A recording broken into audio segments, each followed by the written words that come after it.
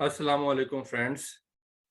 आज हम CSS/PMS lecture series lecture number 102 102वां lecture और आज हम एक नया सिलसिला शुरू कर रहे हैं कि जो बुक्स हैं, जो इम्पोर्टेंट बुक्स हैं, उनका एक रिव्यू, उनका एक समरी वो आपके सामने पेश करें।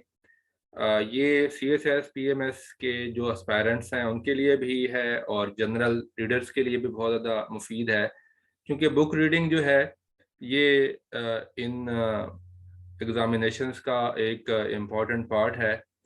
तो ये एक नई हम प्लेलिस्ट बनाएंगे, उसके अंदर जो मैं बुक स्टडी करता हूँ उनकी एक मल्टीमीडिया प्रेजेंटेशन आपके सामने जो है वो होगी, और उसमें ऑब्वियसली मेरी अपनी ओपिनियन भी मैं शामिल करूँगा। अगर कहीं कोई आपको नज़र आए कि कंटेक्स्ट से हटके है तो वो आप उसको इग्नोर कर दीजिएगा, क्योंकि उसमें मेरी ओपिनियन है, मुझे समझने में या किसी चीज़ को इंटरप्रेट करने में गलती हो सकती है। लेकिन बहरहाल एक कम्प्रीहेंसिव रिव्यू, एक कम्प्रीहेंसिव समरी जो है वो आपके सामने पेश करेंगे। तो आज की जो बुक है ये बड़ी मशहूर किताब है, इसका नाम है दी प्रिंस। निकोलो मैकियावेली ने ये किताब लिखी और इसको मैं आपके सामने इसकी समरी या इसका रिव्यू पेश कर रहा हूँ।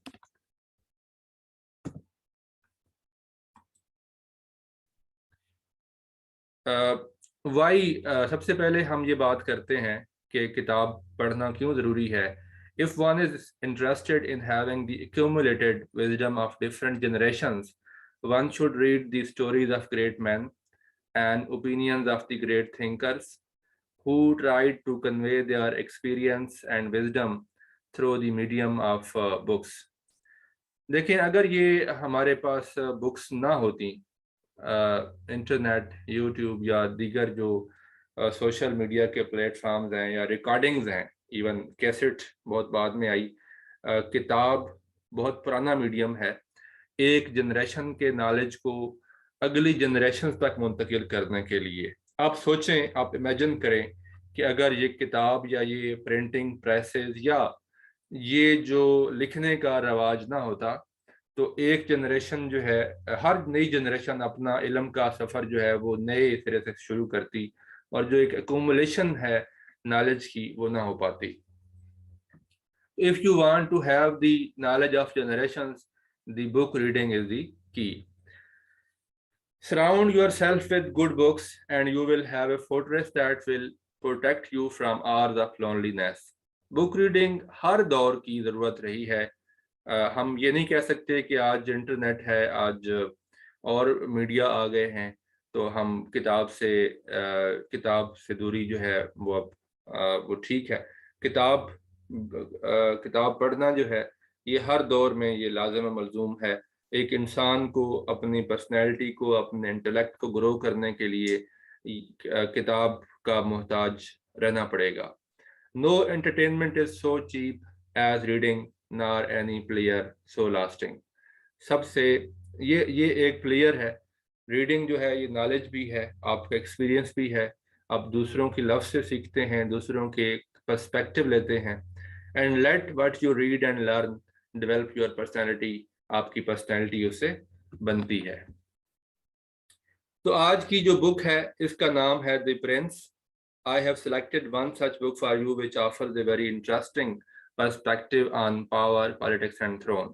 ये एक मशहूर किताब है निकोलो मैकियावेली की, और इस किताब पे बहुत ज़्यादा क्रिटिसिज्म भी हुई, और आप भी जब इस किताब को पढ़ेंगे तो बहुत सारे पॉइंट्स से हो सकता है आप अग्री ना करें, लेकिन बहरहाल ये एक पर्सपेक्टिव देती है, और बहुत सारी बातों से आप अग्री करेंगे, बहुत सारी बातों से अग्री नहीं करेंगे। आपका एक इंटरेस्ट पैदा करने के लिए ये मेरा एक वीडियो होगी कि आप इस किताब को पढ़ें और जो इल्म या हिकमत के मोती इस किताब में हैं वो आपको भी मिलें। निकोलो मैकियावेली जो है ये फ्लोरेंस इटली में 3 मई 1469 को पैदा हुए। ये इटालियन डिप्लोमेट थे, ऑथर थे, फिलासफर थे, हिस्टोरियन थे जो कि रिनेसेंस के दौर में जिंदा रहे। He is often referred as the father of the modern political philosophy. जदीद सियासी नज़रिया کے سیاسی فلسفے کے یہ جو ہیں وہ فادر کہے جاتے ہیں. He was of the view that deception, treachery, and crime were the tools to play politics. It is for this reason that the term Machiavellian is often used to denote cunning and unscrupulous attitude in politics. تو میکاولی یہ تھا کا خیال تھا یا اس کا یہ view point تھا کہ سیاست میں سب کچھ جائز ہے، دھوکہ جب تک یہ آپ کے پرپز کو سرو کرتی ہے تو یہ چیزیں جو ہیں یہ چلتی ہیں. یہ رولز آف دی گیم ہے. اس کے جو بڑا جو مطلب میجر ورکس ہیں وہ یہ ایک پرنس ہے اور دوسرا ہے ڈسکورسز آن لیوی، اور یہ 21 جون 1527 کو 58 سال کی عمر میں فوت ہوئے اور ان کو فلورنس میں دفن کیا گیا. زیادہ جو اس کی مشہور کتاب ہے وہ یہ پرنس ہی ہے. اس نے یہ کتاب 1513 میں لکھی اور یہ 1532 میں پبلش ہوئی. یہ جیسا کہ میں نے بتایا آپ کو کہ کنٹروورشل ورک ہے اور بہت سارے پولیٹیکل کومنٹیٹرز نے اس پہ تنقید بھی کی، اور جب آپ بھی اس کے کنٹیکسٹ کو دیکھیں گے تو ہو سکتا ہے بہت ساری چیزوں سے آپ اگری نہ کریں. اس کتاب کے 26 چیپٹرز ہیں اور یہ والیوم میں بہت چھوٹی سی کتاب ہے. آپ اس کو 15 سے 20 دنوں میں یا اس سے بھی کم ٹائم میں پڑھ سکتے ہیں. ڈیپینڈ کرتا ہے کہ آپ اس کتاب کو کتنا ایک دن میں پڑھتے ہیں. اچھا، میکاولی جو ہے اس کتاب کے پریفیس میں ایک بات کرتا ہے جو کہ مجھے اچھی لگی اور میں وہ کوٹ کر رہا ہوں. It is not possible for me to make a better gift than to offer you the opportunity of understanding in the shortest time all that I have learned in so many years and with so many troubles and dangers. یعنی جو کچھ میں نے بہت سارے سالوں میں اور اپنی زندگی کو خطرات میں ڈال کے سیکھا ہے، میرے پاس اس سے بہتر اور کوئی موقع نہیں تھا کہ میں اس سے بہتر تحفہ جو ہے آپ کی خدمت میں پیش کروں. اور وہ تمام ایکسپیرینسز جو میں نے بہت مشکلوں سے اور بہت زیادہ ٹائم میں حاصل کیے. تو بیسیکلی اس نے اپنا جو نالج تھا، اپنا جو پرسپیکٹیو تھا، جو کہتا ہے کہ میں نے کوریڈورز آف پاورز میں، کیونکہ آپ اس کی پروفائل دیکھیں تو یہ ڈپلومیٹ بھی تھا، یہ جو میں نے بات کی یہ ڈپلومیٹ بھی تھا، آتھر بھی تھا، فلسفر بھی تھا، ہسٹورین بھی تھا، اور اس نے حکومتوں کو گورن ہوتے ہوئے دیکھا، حکومتوں کو تبدیل ہوتے ہوئے دیکھا. تو اس کا جو ویو پوائنٹ ہے وہ اس حساب سے آپ کہہ سکتے ہیں کہ یہ کافی منجھا ہوا ڈپلومیٹ تھا. اچھا، اس میں اس کتاب کی جیسا کہ میں نے بتایا 26 چیپٹرز ہیں. اس کتاب کے پہلے چیپٹر جسٹ 1 پیج کا ہی ہے اور اس میں یہ بتاتا ہے کہ ڈفرینٹ جو پرنسپلٹیز ہوتی ہیں وہ کیسے ڈفرینٹ طریقوں سے کنٹرول کی جاتی ہیں. پرنسپلٹی کہتے ہیں ایسی ریاست کو جس کا حکمران جو ہے وہ ایک پرنس ہوتا ہے، یعنی اینی اسٹیٹ اور jurisdiction that is ruled by a prince, تو اس کو پرنسپلٹی بھی کہہ سکتے ہیں. In some cases, princes get the hereditary right to rule over the principalities. Otherwise, these states have to be controlled by force or by ability. وہ یہ کہتا ہے کہ بہت سارے کیسز میں جو شہزادے ہیں، جو پرنسز ہیں، ان کو وراثت میں ایک اسٹیٹ ملتی ہے، اور اگر ایسا ہے تو وہ بہت آسانی سے اس پہ رول کر جاتے ہیں. ادروائز اگر وراثت میں نہیں ملتی تو پھر ان کو یا تو بائی فورس کنٹرول کرنا پڑتا ہے یا پھر اپنی طاقت اور اپنی ہمت اور اپنی کمپیٹنس سے کنٹرول کرنا پڑتا ہے. پھر وہ یہ کہتا ہے کہ جو وراثتی پرنسپلٹیز ہیں جو کہ کسی شہزادے کو، کسی پرنس کو وراثت میں ملتی ہیں، ان کو کنٹرول کرنا آسان ہے، کیونکہ ایسی جو ریاستیں ہیں، ایسی جو پرنسپلٹیز ہیں وہ عادی ہو چکی ہوتی ہیں ایک پرنس کے انڈر میں رہنے کے لیے، یعنی they are use to living under governing authority. پھر وہ کہتا ہے کہ صرف ایکسٹرا آرڈنری سرکمسٹانسز میں ہی اور ایکسیسو فورس کے ذریعے ہی وراثتی شہزادوں کو ان کی راستوں سے محروم کیا جا سکتا ہے. ادروائز نارمل سرکمسٹانسز میں جو وراثتی جن کو وراثت میں اسٹیٹس ملتی ہیں، ان شہزادوں کو ان کے اوپر کنٹرول رکھنا آسان ہوتا ہے. صرف ایکسٹرا آرڈنری سرکمسٹانسز میں ان سے وہ راستیں ہتھیائی جا سکتی ہیں. پھر وہ یہ کہتا ہے کہ اگر ایک نیا پرنس جو ہے وہ کسی ریاست میں رول کرنے کے لیے آتا ہے، اس کو ایک نیا پرنس ہے، تو اس کے لیے بہت زیادہ مشکلات ہوتی ہیں. یعنی کہ وہ بات کر رہا ہے اگر وہ ہیریڈیٹری نہیں ہے، اگر اس نے بائی فورس لی ہے کوئی اسٹیٹ، تو اس کے لیے بہت مشکل ہے، کیونکہ ایسی صورت میں لوگ اس سے چاہتے ہیں کہ وہ ڈیلیور کرے، وہ اپنی ایبلٹی سے، اپنی کمپیٹنٹ سے اس کو ثابت کرنا ہوتا ہے. If a prince who is ruling one state with ease wants to annex another dominion, he can do it if he destroys the family of the prince of that dominion. اور یہ تاریخ میں ہوتا آیا ہے کہ جب بھی کسی پرنس نے، کسی کنگ نے کسی دوسری ٹیریٹری کے اوپر ساتھ اس کو انیکس کیا ہے، تو اس نے اس کے جو کلیمنٹ تھے اس کے تھرون کے، وہ سب کو مار دیا. تو یہ بھی ہوتا آیا ہے تاریخ میں. اور جب آپ کے ساتھ جو ملحقہ ریاست ہے جس پہ ایک پرنس قبضہ کرنا چاہ رہا ہے، اگر اس کی قانون، اس کی جغرافی، اس کے قوانین، اس کے کسٹمز، اس کے لینگویج سیم ہے، تو ایسی صورت میں وہ صرف اور صرف اس علاقے کی جو کلیمنٹ ہیں تھرون کے اوپر، ان کو اگر وہ ایلیمینیٹ کر دیتا ہے تو وہ ایسا آسانی کے ساتھ اس کے اوپر اس کا کنٹرول ہو جائے گا. اگر ایسا نہیں ہے کہ قانون، قوانین، جغرافی، کسٹمز، لینگویج، کلچر ڈفرینٹ ہے اس جگہ کا، تو ایون وہ اگر ایلیمینیٹ بھی کر دے اس جگہ کے کلیمنٹس ٹو دی تھرون کو، تو پھر اس کو وہاں پہ اس کو کنٹرول کرنا مشکل ہوگا. اس کے لیے اسے کیا کرنا پڑے گا؟ he should go and reside in the next territory. اس کو اس جگہ پہ جا کے رہنا پڑے گا، تب جا کے اسے چیزیں کنٹرول ہو سکیں گی وہاں پہ. کیونکہ جب ایشوز بنتے ہیں، جب سوال ہوتے ہیں، تو وہ جب موجود ہوگا تو ان کو ریزالو کر پائے گا.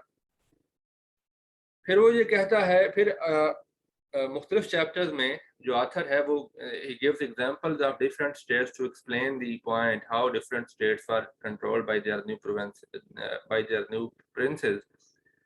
The states which are customarily ruled by princes can easily be ruled by a new prince because such states are accustomed to obey the orders of some governing authority. جہاں پہ پرنسز رول کرتے آ رہے ہیں traditionally, تو وہاں پہ role کرنا ایک نئے شہزادے کے لیے آسان ہے، کیونکہ وہ ریاستیں جو ہیں وہ عادی ہو چکی ہوتی ہیں. پھر یہاں پہ وہ یہ بات کرتا ہے میکاولی کہ ایک پرنس جو ہے he may kill all the claimants to the throne in order to secure his hold over his jurisdiction. تو یہ مرنے مرانے کا رواج جو ہے، یہ تو تھرون کے لیے ہوتا ہی ہے. آپ نے گیم آف تھرون دیکھی ہوگی. تو یہ جو تخت کے لیے لڑائی ہے، اور تخت کے لیے آپ مغل جو ہسٹری ہے وہ دیکھ لیں، مغل امپائر کا پورا ہسٹری دیکھ لیں، تو بھائی بھائی کا دشمن تھا، اور ایک بیٹے نے اپنے باپ کو نظر بند کر دیا. تو بہت زیادہ اس طرح کی مثالیں ہمیں ملتی ہیں تاریخ میں. There is no mercy in power politics. پھر وہ یہ کہتا ہے کہ in some principalities people are the nobles make someone prince. نوبلز کیا ہے؟ نوبل جو ہے وہ اس دور کی بیوروکریسی ہے جو کہ سارے معاملات چلاتے ہیں، یا وزیر کہہ لیں آپ ان کو. لوگ یہ نہیں چاہتے کہ ان کے اوپر نوبلز جو ہیں وہ ظلم کریں، اور اگر نوبل ظلم کرتے ہیں بادشاہ کے حکم کے اوپر، تو یہ ایک بادشاہ کی یا ایک پرنس کی نااہلی سمجھا جاتا ہے. اس کے لیے بیسیکلی جو نوبلز ہیں، نوبلز سے عوام خوش نہیں ہوتے، کیونکہ نوبلز جو ہیں وہ اپنی اتھارٹی اسٹیبلش کرتے ہیں. جہاں پہ نوبل سٹرانگ ہوں، اس کا مطلب یہ ہے کہ وہاں کا جو پرنس ہے وہ ویک ہے.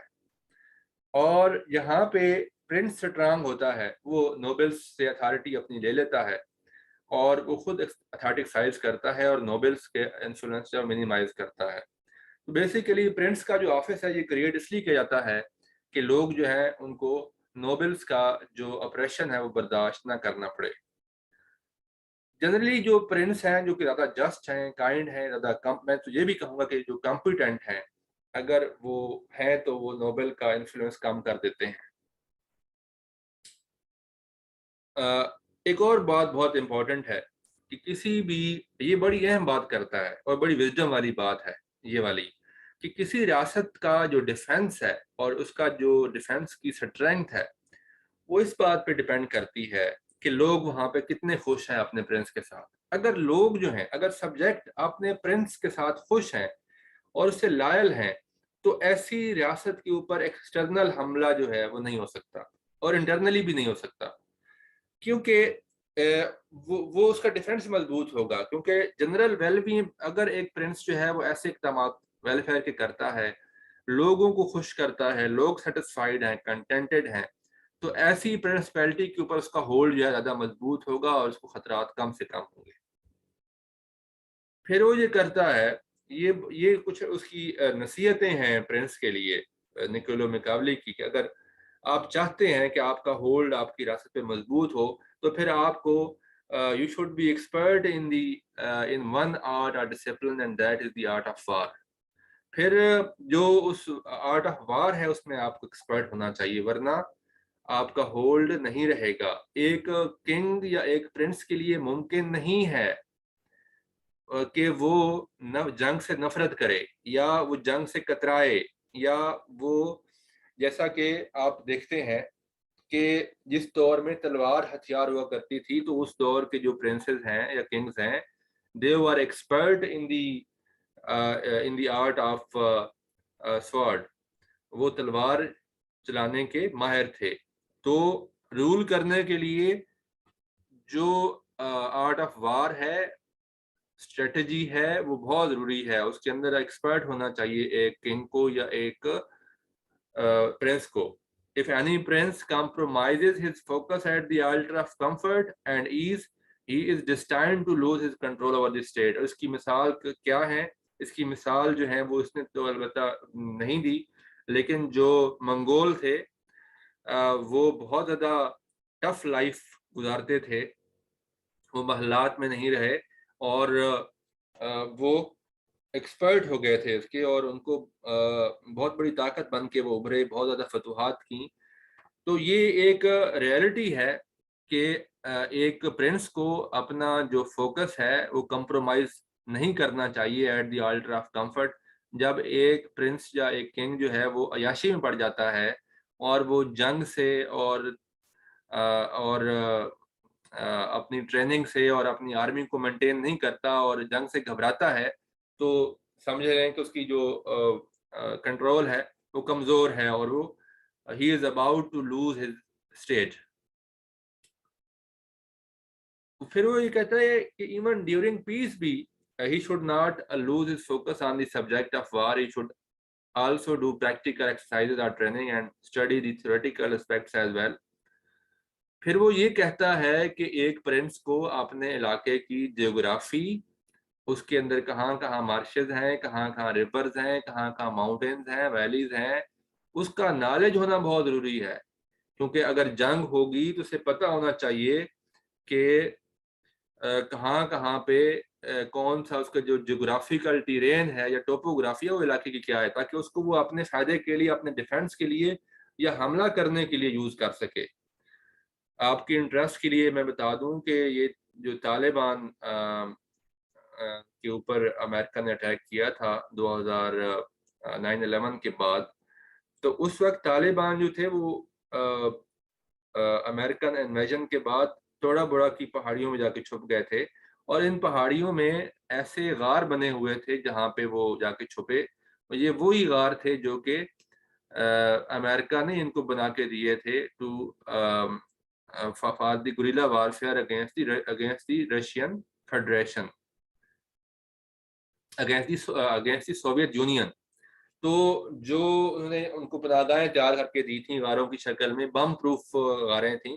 اسی وجہ سے توڑا بڑا پہ جو امریکن پلینس نے بمباری کی، وہ وہاں سے پھر بھی اسامہ اور ملا عمر جو ہے وہ بچ کے نکل گئے تھے. تو یہ ایک ویسے میں نے بات کر دی. The knowledge of geography is important for a prince. A prince should read histories to know the stories of great men in order to grow his own intellect. Here it is great to be considered as merciful, but mercy should not be at the cost of disorder and chaos in one's principality. اکثر آپ نے movies میں یا documentaries میں دیکھا ہوگا کہ prince جو ہے وہ بہت ساری چیزوں میں معافی نہیں ہے. مثلاً غداری کی صورت میں کوئی معافی نہیں دیتا کوئی بھی پرنس, اور جو ٹریجن ہے, جو ریوولٹ ہے, اس کی معافی نہیں ہے. یعنی ایسی چیزوں کی معافی نہیں ہے کہ جو معافی جو ہے وہ ان ڈس آرڈر کا یا کیاس کا سبب بنے, اور اس کو دبانا بزور شمشیر یا بزور طاقت جائز سمجھا جاتا ہے, کیونکہ وہ یہ کہتے ہیں کہ ایسی بغاوتوں کو طاقت سے کچل دو, اور یہ طاقت جو ہے وہ کہتے ہیں کہ یہ عوام کو متحد کرتی ہے, اور اگر ایسا ہو تو پھر طاقت کا استعمال صحیح ہے. اچھا, چیپٹر نمبر 17 میں جو آتھر ہے نکولو میکاولی, وہ ایک بہت امپورٹنٹ انٹرسٹنگ کوشچن ریز کرتا ہے. وہ یہ کہتا ہے کہ کیا ایک پرنس کو خواہش کرنی چاہیے کہ لوگ اس سے پیار کریں یا اس سے خوف کھائیں؟ تو وہ کہتا ہے کہ اس کی کوشش یہ ہونی چاہیے کہ وہ اس کے ساتھ لوگ پیار بھی کریں, اور اس کے جو سبجیکٹس ہیں, جو اس کے لوگ ہیں, رعایا ہے, وہ اس سے خوف بھی کھائیں. لیکن اگر دونوں میں سے ایک چیز کا انتخاب کرنا ہو تو خوف زیادہ بڑی طاقت رکھتا ہے ایز کمپیئر ٹو لو. خوف محبت سے بڑی طاقت ہے, وہ اس کتاب میں یہ پوائنٹ دیتا ہے. اور یہ کہتا ہے کہ ایک پرنس کو جب اپنی رعایا میں خوف ڈالنا چاہیے تو اس کو یہ خیال رکھنا چاہیے کہ وہ ان کا دل بھی جیتے. خوف جو ہے وہ محبت کے ساتھ ہونا چاہیے, اور اس پروسیس میں اس کو کبھی بھی اپنی رعایا کی نفرت اٹریکٹ نہیں کرنی چاہیے, اس کو اپنی رعایا کی نفرت نہیں حاصل کرنی چاہیے, بلکہ وہ اگر اس قابل نہیں ہے کہ وہ محبت حاصل کرے تو نفرت سے اوائڈ کرے, کیونکہ نفرت کی صورت میں اس کا جو اقتدار ہے وہ خطرے میں پڑ سکتا ہے. The crux of the discussion is that he should avoid hatred. پھر وہ یہ کہتا ہے کہ یہ اچھی بات ہے کہ ایک جو پرنس ہے وہ اپنے وعدے نبھائے, جو بات کہے وہ پورا کرے, لیکن ایسا ہونا ممکن نہیں ہے. بہت ساری صورتوں میں مشکل ہوتا ہے اس کے لیے کہ وہ اپنی تمام باتیں پوری کرے, کیونکہ ہر بندہ جو ہے وہ اپنے وعدے پورے نہیں کر رہا ہوتا, اپنی رعایا کے ساتھ بھی اور کسی فارن پاور کے ساتھ بھی. تو اگر کنوینئنس ہو اور اس کے لیے زیادہ کمفرٹیبل ہو تو وہ اپنے وعدہ وفا نہ بھی کرے تو اٹس اوکے, لیکن وہ اپنے انٹلیکٹ سے جو ہے کرافٹ کے ذریعے اپنے انٹلیکٹ سے لوگوں کو مطمئن کر دے کہ وہ وعدہ اگر پورا نہیں کر پایا تو اس کا کوئی نہ کوئی ایکسکیوز اس کے پاس ہونا چاہیے. پھر وہ ایک اٹالین پروورب کوٹ کرتا ہے کہ Alexander never did what he said and Caesar never said what he did. Basically اسی کنٹیکسٹ میں بات کرتا ہے کہ پرنس کے لیے یہ بہت بہت نارمل ہے کہ وہ اپنی ہر بات پوری نہ کرے, اگر اس کے لیے ممکن نہ ہو تو وہ اپنی بات اس کے لیے پوری کرنا لازمی نہیں ہے.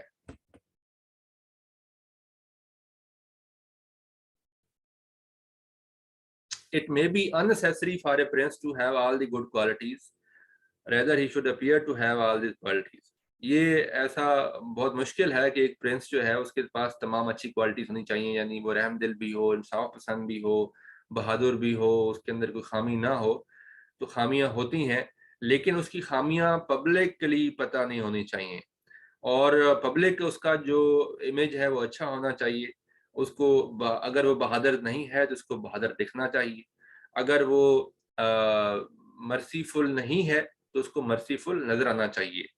He should appear to have all these qualities. یاد رکھیے گا, کوالٹیز کا رکھنا اور چیز ہے, کوالٹیز کا شو کرنا اور چیز ہے. تو وہ یہ کہتا ہے کہ یہ ساری آپٹکس ہیں اور اس کے لیے آپٹکس زیادہ ضروری ہیں. Everyone sees what you appear to be. Few really know what you are, and those few can't go against the opinion of the majority. ایک بہت بڑی وہ وزڈم کی بات یہ کرتا ہے کہ یہ آپ جو کچھ دکھنے کی کوشش کرتے ہیں وہ ہر بندہ دیکھتا ہے کہ آپ ایسے ہیں جیسا کہ آپ ان کو دکھانا چاہ رہے ہیں. بہت ریئر ایسے کوئی لوگ ہوتے ہیں جو کہ آپ کی اصلیت سے واقف ہوتے ہیں, جو آپ کے بارے میں خفیہ معلومات بھی رکھتے ہیں کہ آپ بظاہر تو بڑے پارسا انسان ہیں, لیکن آپ کی یہ بھی خامیاں ہیں، یہ بھی خامیاں ہیں، لیکن یہاں پہ وہ ایک کام کی بات یہ کرتا ہے کہ وہ جو مینورٹی ہے، جو کم لوگ جو آپ کی اصلیت جانتے ہیں، وہ ہمت نہیں کرتے کہ وہ میجورٹی کی اوپینین کے خلاف جائیں۔ وہ جہاں پہ بہت زیادہ لوگ، یعنی 100 میں سے اگر 99% لوگ جو ہیں وہ یہ خیال کرتے ہیں کہ ایک پرنس جو ہے وہ اچھا ہے، انصاف پسند ہے، اور 1% لوگوں کو پتا ہے یا اس سے بھی کم لوگوں کو کہ یہ پرنس اچھا نہیں ہے اور اس کی اصلیت کچھ اور ہے، تو 1% لوگوں کی جو رائے ہے وہ میٹر نہیں کرتی، وہ اتنے جرأت مند نہیں ہوتے کہ وہ میجورٹی کی اوپینین کے خلاف جائیں۔ اچھا، پھر ایک بڑی انٹرسٹنگ وہ ایک بات کرتا ہے کہ ایک شیر جو ہے وہ اپنے آپ کو بھیڑیوں سے بچا سکتا ہے، لیکن وہ رینگنے والے جو نیچے مثلا سنیکس ہیں، بچھو ہیں، ان سے اپنے آپ کو نہیں بچا سکتا۔ اسی طرح ایک جو لومڑی ہے، فوکس ہے، وہ جو سانپوں سے تو اپنے آپ کو بچا سکتی ہے، لیکن بھیڑیوں سے اپنے آپ کو نہیں بچا پاتی۔ تو یہ ضروری ہے کہ ایک پرنس جو ہے وہ ایک شیر کی طرح بھی ہو اور ایک فوکس بھی ہو۔ یعنی یہاں پہ وہ بڑی خوبصورت بات یہ کر جاتا ہے کہ ایک بندے کا بہادر ہونا کافی نہیں ہے، اس کا کسی حد تک کلیور ہونا بھی بہت ضروری ہے، اس کا وائز ہونا بہت ضروری ہے، اس کا معاملہ فہم ہونا بہت ضروری ہے۔ تو یہ بڑی خوبصورت مثال اس نے یہاں پہ دی ہے کہ آپ ہر بات کا سلوشن ایک پیٹرن میں نہیں ہو سکتے۔ آپ بہادری کے ذریعے تمام مسئلوں کا حل تلاش نہیں کر سکتے۔ آپ کو اس کے لیے مطلب اس کے لیے فہم و فرست بھی چاہیے، آپ کو اس کے لیے دماغ کا بھی استعمال کرنا چاہیے۔ تو پھر وہ یہ بات کرتا ہے کہ ایک پرنس کی ریپوٹیشن بہت امپورٹنٹ ہے۔ He should endeavor to show greatness, courage, gravity and fortitude in his actions۔ اتنا اس کا خوف ہونا چاہیے کہ کوئی بھی اس کے خلاف سازش نہ کر سکے۔ یہ ایک پرنس کے لیے ضروری ہے کہ لوگ اسے نفرت نہ کریں، اور اس کے جو سبجیکٹس ہیں، جو اس کے رعایا ہے، وہ اسے مطمئن ہو، تب اس کا کنٹرول اپنی اسٹیٹ کے اوپر مضبوط ہوگا۔ یہ سب سے بڑی اہم بات ہے کہ ایک پرنس کو یہ بہت ضروری ہے کہ اس کے جو سیکرٹریز ہیں، اس کے جو نوبلز ہیں، اس کے جو ایڈوائزرز ہیں، they should be wise, they should be capable, they should be loyal، کیونکہ اسی طریقے سے ہی اس کا جج کیا جائے گا کہ وہ کیپیبل ہے یا وائز ہے۔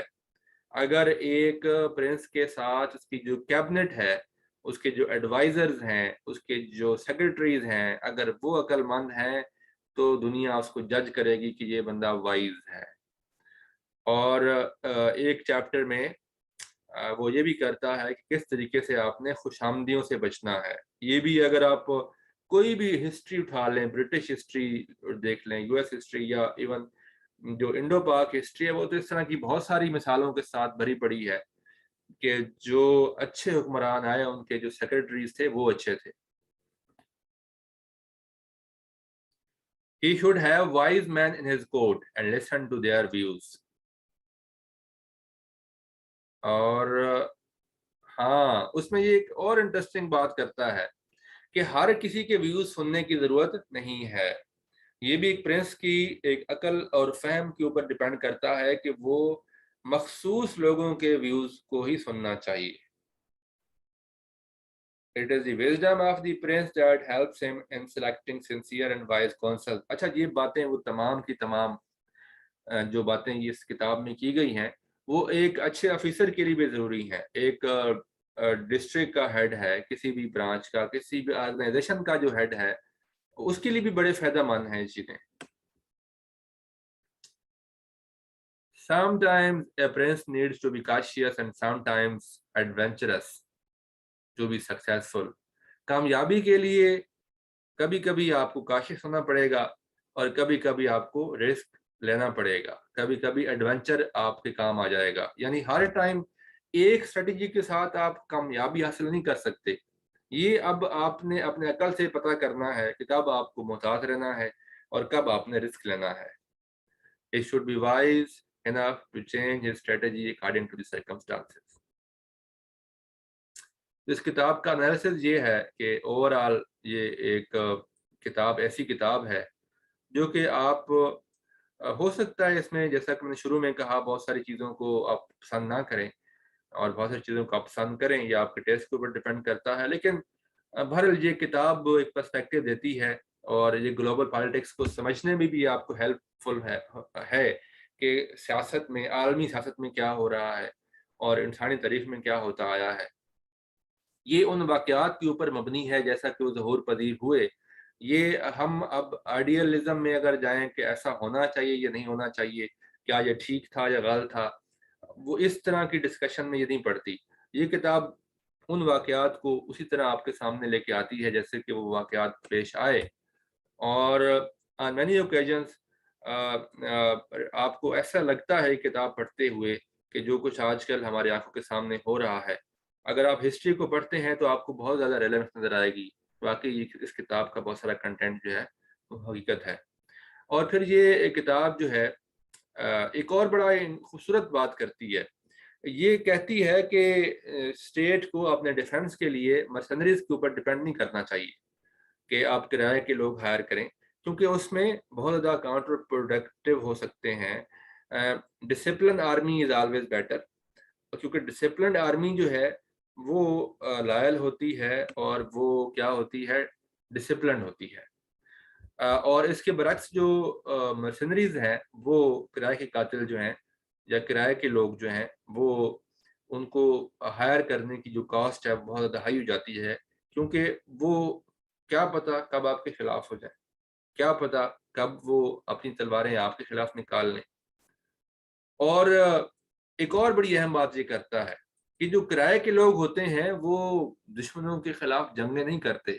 وہ اگر ایک پاورفل آرمی آ جائے ان کے خلاف، اگر ایک طاقتور دشمن آ جائے تو وہ تو اپنے جان بچا کے بھاگ جائیں گے.